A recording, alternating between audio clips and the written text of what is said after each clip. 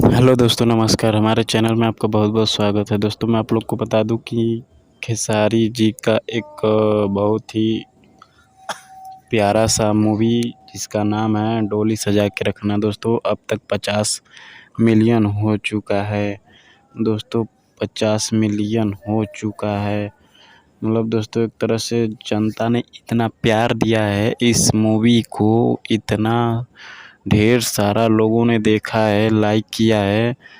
7 lakh plus million लोगों ने like किया है। 50